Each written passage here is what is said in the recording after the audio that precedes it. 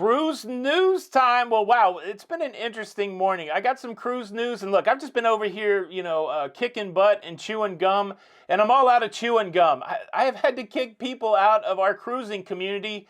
How sad is someone's life that they cannot exist in an anonymous cruising community? Neither here nor there. Carnival Corporation, big story coming out yesterday, adding new cruise ships to Carnival Cruise Line that aren't even Carnival cruise ships and aren't really going to be Carnival cruise ships.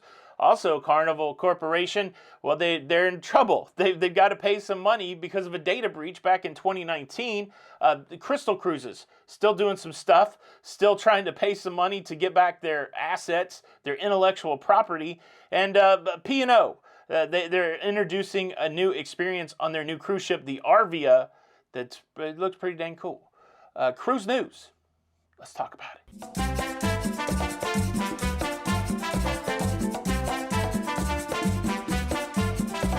Hey, what's up, everybody? Welcome to Lido, Loca. I'm your host, Tony, here with the latest cruise news updates. Sounds fancy, cruise news updates. It is Thursday. It is the 23rd. I didn't know what day it was. Thursday, the 23rd of June, 2022, and there is a lot popping off. First, let me just say thanks. We hit 175,000 subscribers. Thank you, each and every one of you who subscribed to this YouTube channel.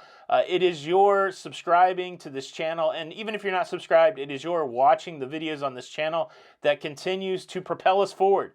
It allows me to do the work that I enjoy, breaking down the cruise news, talking about all things cruising, and putting it right in your face. So I appreciate the fact that you are here listening to me, and a big thank you. If you're not subscribed, it's a great time to subscribe. We hit 100,000 subscribers on July the 3rd last year, 2021. I don't think we will get to 200,000 subscribers by July the 3rd, 2022, but we may get to 180,000, and that would be a heck of a year. 80,000 subscribers. So a big thank you. And let's talk a little bit about the community. I think we have the best community on the internet. The comments are so informed. There's so much rich information there. And then if you take it to our other social medias, like the Lido Loca cruising community on Facebook, 20,000 cruisers over there, for the most part, talking about the positive side of cruising. And it's awesome. Now, I don't know how many people I've kicked out of this community, but I will continue to kick people out of this community. It just blows my mind that there are people in life that are so, I don't know, maybe they've got problems, all right? I guess I need to try to be compassionate. Maybe people that are nasty, that attack me personally, maybe they're just people with problems. I mean, but you can't be in the community. So it just amazes me that people even would get kicked out of an anonymous online community. It's really a sad commentary on whatever they're doing. Look, I learned early in this YouTube game not to take what strangers on the internet say to heart, and I don't. And so when I'm bringing this up, it's really not because my feelings are hurt. I just pity these people. Like I just feel pity I pity whatever your life is that you spend your time trying to tear people down on the internet. I'm having positive thoughts for you. Honestly, you're on my list of people that I hope your life gets better. And so, yeah, take your shots, but just know that your voice won't last long in this wonderful community. That's sad. And just know that there's a bunch of us that feel pity and sorrow for you. So there you go. All right, cruise news story number 1. Carnival with a big announcement yesterday that 2 of the cruise ships from their Italian brand, Costa, 2 of their cruise ships will be moving over into the Carnival Cruise Line fleet. Now, the interesting thing is that they're still going to be branded as Costa. The ship will still look like a Costa cruise ship. It will still be Italian themed, and the experience will still be Italian. However, even though those Italian components will still be in place, they're also going to overlay the Carnival Fun Ship vibe onto it, making a whole new experience called Costa by Carnival. It's all going to kick off in the spring of 2023 when the Costa Venezia starts sailing out of New York for Carnival. And then a year later, in the spring of 2024, we will have the Costa Firenze join the Carnival fleet, sailing out of Long Beach. I like it. I mean, I like the idea, right? The idea for me is I want to try as many different cruise brands, cruise lines as possible.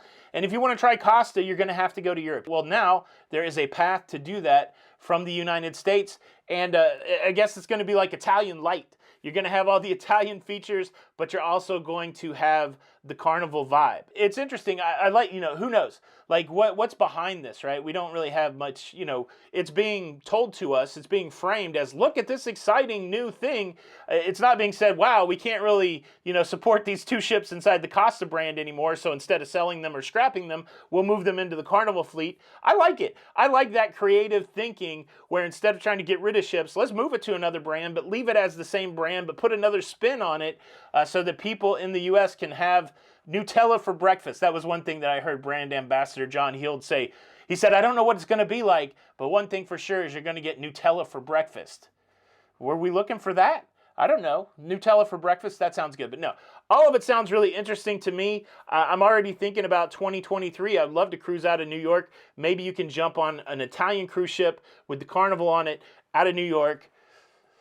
That's amore. How about that? I don't know. What do you think? Is this something that's exciting to you? The internet was abuzz with it yesterday. People are excited, I think, to try something different. And then you get the Carnival loyalty points, so that's kind of cool too. What do you think? Leave a comment below. Cruise news story number 2, P&O Cruises, also a brand in Carnival Corporation. They're releasing their new cruise ship, launching their new cruise ship at the end of the year, the P&O Arvia. I think it's a pirate-led cruise ship. It's not. It's just a P&O cruise ship called the Arvia, and they're putting what they're calling a one-of-a-kind experience on the cruise ship. Now, they're putting an escape room on the cruise ship, but I know that the other cruise lines have escape rooms, so it's not the first escape room at sea, but it's like a fully interactive escape room. So they're making a room. I'll show you some video here. They're making a room that looks like the interior of a submarine, and something's gone wrong with the submarine. But what makes this really cool is that it is surrounded by screens that make it seem like you're submerged under the ocean. This is a 10-person experience. They're going to have a family-friendly experience, like a kid's experience for 10 people, and then they're also going to have a 10-person adult experience, and it's going to be like you're trapped in the submarine. They're calling the submarine inside of Arvia 2, and it looks dang cool. They went over to Dusseldorf, Germany, and they've got some high-end design people. I would love to try this. Of course, P&O sells out of the UK unless they take some of these P&O ships and make them part of Carnival. That would be kind of cool. But no, for right now, P&O sells out of the UK. You got to go over to the UK, go over to Europe. But Arvia, maybe some of our UK friends over there will try this out for us. The escape room. I've never done the escape room. I've done laser tag on a cruise ship. That's kind of fun. Have you ever done an escape room in life or on a cruise ship? I've never done an escape room in life either. Have you ever done this? Is this a good time? Would this be a good time for somebody in their 50s? I don't know. Leave a comment below. Now we got to talk about 2019, where Carnival had a huge data breach, and it really kind of revealed some of the poor data practices that Carnival was doing with our data, and now they're in trouble for it. I'm going to tell you all about that, but I got to tell you about Crystal Cruises, and I've got to invite you to subscribe. I can't even say to subscribe. I got to invite you to subscribe. Woo! Thursday, y'all. Oh, did you notice the cruise countdown is down to 2 days? Should I tell you about that first? Let me invite you to subscribe. If you like staying up to date with everything that's going on in cruising, please consider subscribing with the notification bell on. That way you don't miss out on any of these episodes. Thank you in advance. Let's get to 200,000 by July the 3rd. I think we can do it. We're really trying to get to 18 million. Come on, everybody. I'll tell you, I'm cruising in 2 days. I'll tell you where after the news. All right, cruise news story number 3. Crystal Cruises. We talked about it yesterday. We talked about it a couple days ago. Crystal Cruises, a travel agency, A&K Travel. They have come and they have purchased the cruise ships, Crystal Serenity and Crystal Symphony, to revive the Crystal Cruise brand, which is super exciting. However, the Crystal Cruise brand is still locked up with liquidators and debt collectors, and they still need to be satisfied. So if they don't have the cruise ships, we know that Endeavor got sold to Silver Sea. That hasn't been announced, but that's the rumor. We know the other 2 ships were auctioned off to this A&K Travel. All that's going on, but you know what they don't have yet? They don't have the website. They don't have the actual branding. They don't have some other assets. Those are still being held by the liquidators. And so Crystal Cruises, the company that's now existing inside of the AK Travel, they said, look, can we give you $13 million? Can we give you $13 million and then we can get all of our stuff? We can get all the IP, we can get all the websites, we can get all the customer lists. How about $13 million? Will you take that? And fortunately, the people that are running the debt collection, the liquidation, they seem favorable to the $13 million. So this has to be approved by a court in Florida. And once that happens, then Crystal Cruise, all the nuts and bolts of Crystal Cruises will be free and clear to become a cruise company again. So holding out hope that the judge approves that $13 million payoff so that the Crystal can come back to life. That's craziness. Could you imagine having to negotiate to get your website back? Hey, could I? Yeah, let's not even think about that. All right, Tony from the edit. I just realized I did not mention last night's Stanley Cup final hockey game. What a great game. Took place about 40 minutes from my house down in Tampa, and the Tampa Bay Lightning lost Game 4 in overtime. What a good game. It was a great game. This series is stacking up to be a great series, maybe a short series, but I'm not giving up hope yet. The Avalanche now up 3-1, heading back to Denver to possibly close out the Cup. It's not going to happen. Tampa Bay, y'all. We're coming back, but I did want to acknowledge it because if I didn't acknowledge it, I know that there would be some Avs fans down there like, oh, you only talk about it when Tampa's winning. Great game. How about that? Good job, but it ain't over yet, so don't start polishing up your cup quite yet. All right, I gotta go finish editing the show. All right, so listen to this. 2019, there is a data breach for Carnival in 2019. They don't really announce it until March of 2020. Then they publicly announce it, probably because they have an earnings call and stuff like that. And so attorney generals took umbrage. 45, there's only 50 states, right? 45 attorney generals took Carnival Corporation to task for the way that they handled this data breach. And now there has been a settlement of a whopping $1.2 million. That's not a lot of money. $1.2 million. I've been reading some of the details of the settlement, like state of New Jersey or something. It's 10 grand. Like it had to probably cost $1.2 million to even take Carnival to task. But the big takeaways is they are committing to doing things different with data, which as a consumer, that's what you want. You want your personal information to be protected. They said during this hack, the data got pulled out of email. It was like all disconnected. Here are the things that they have to do as a part of this agreement. In addition to paying the money, split up between 45 states, these are things that they have to do. They have to come up with a breach response plan. Now look, I work for a Fortune 500 company. This is like data security 101. You have to have a plan if your stuff gets hacked. Maybe this fleshed out that wasn't completely good.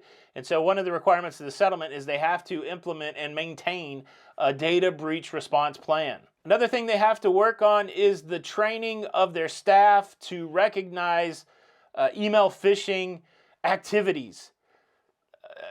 This is going to sound pretty basic. If you work in IT at all, you'll be like, really? That they need to do that still? Yes. And for anybody out there, never open an email from anybody that you don't know unless you feel super comfortable about it.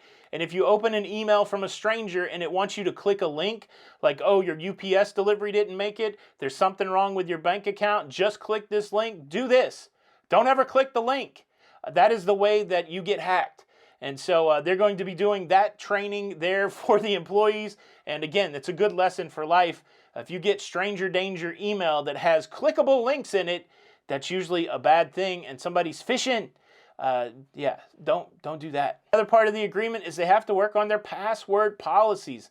This is another big vector of attack. If you have simple passwords that aren't long enough, that are easy to guess, that's when the hackers get in.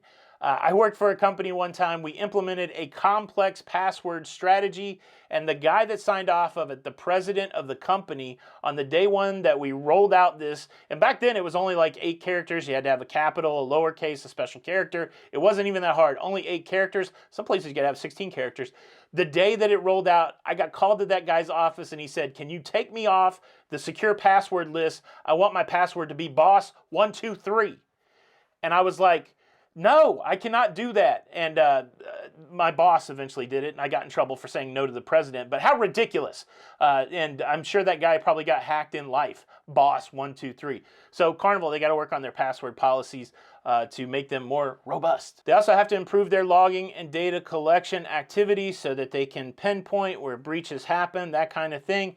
And as always is the case in most of these situations, they also have to submit to independent security analysis. So it's good. It's unfortunate that this change comes on the heels of an event, but sometimes that's the way change happens. Something bad happens and you have to adjust. If they implement all these things, they'll be in a lot better place, and hopefully they will. Hey, update your software, update your firmware on your hardware. Those are also big vectors of attack. Out of date. Make sure your servers are patched. All that kind of stuff. That's free for any businesses out there. That's free for Carnival. Make sure your stuff is patched up. Let's talk about passwords one more time, and then I'm going to tell you when my next cruise is.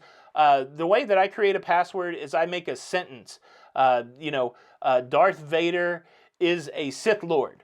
That's Darth Vader is a Sith Lord. So I might make a password that says DVISSL and then put some number that's important to me and then some sort of symbol, exclamation point, that kind of thing. Mix the lowercase, the uppercase. But that way, who's going to guess that? Darth Vader is a Sith Lord. I don't use that password. I just was watching Obi-Wan Kenobi, the finale. It was great. That's what made me think of it. But yeah, when you go to craft a password, use some sort of sentence that you know, throw a number in there, change a capital, that kind of thing. Darth Vader is a Sith Lord is a good password. Don't use that now because now it's out in the internet. And I know all this sounds extreme, but we live in some crazy times where there's ne'er-do-wells out there that want to steal your money digitally. They want to steal your identity digitally. They want to look at your pictures. All that kind of stuff is going on in the world. And so you've got to be a little proactive. And a strong password is a big step in that. Keeping your devices up to date with software updates, that's a big step in that. And not doing stupid things like clicking links in email. That's the way they try to get you. So there you go. That's I guess this is Carnival Security, Life Security 101. All right, so the cruise countdown on the board, 2 days. It is correct. In the next 10 days, I will be on 2 more cruise lines that I've never been on before, bringing my cruise line total to 9. Has anybody been on more than 9 different cruise lines? That would be interesting. And I'm starting to get some status. Next time I cruise on Princess, I'll be platinum. I'm going platinum. But look, starting on Saturday, I'll be trying out Jimmy Buffett's Margaritaville at Sea. I don't even think he owns part of the Margaritaville, or he's not a big player in the Margaritaville. I think the Margaritaville at Sea, that's their own thing. I mean, it's still tied to Jimmy Buffett. 2-day cruise or 3-day cruise, I don't know how it works. I have to go to West Palm Beach, have to get on the Margaritaville Paradise at Sea. We'll have to see what that is like. And then I've got a couple days between that cruise, and I will finally be trying Virgin Voyages. How about that? Virgin Voyages, I don't even know the dates of that cruise either, but I know all of that happens in the next 10 days. I should be back home by the 4th of July. And so there you go. It'll be a nice time to celebrate 200,000 subscribers. Can we do it? That's a lot of subscribers. 25,000 subscribers in 1 month. I don't think it's happening. There you go. Margaritaville at Sea in 2 days. Virgin Voyages after that. And we'll have some new adventures to share with you. That'll make 9 different cruise lines. Thanks so much for checking out the show today. I hope you enjoyed it. You can show your support by hitting the like button. And unfortunately, if you don't hit the like button, well, your password's going to get hacked. And that's bad. We figured that's bad. Password hack is bad. You can avoid an event like that by hitting the like button. It's Tony for Lido, Loca. Until the next time, we'll see you on the Lido.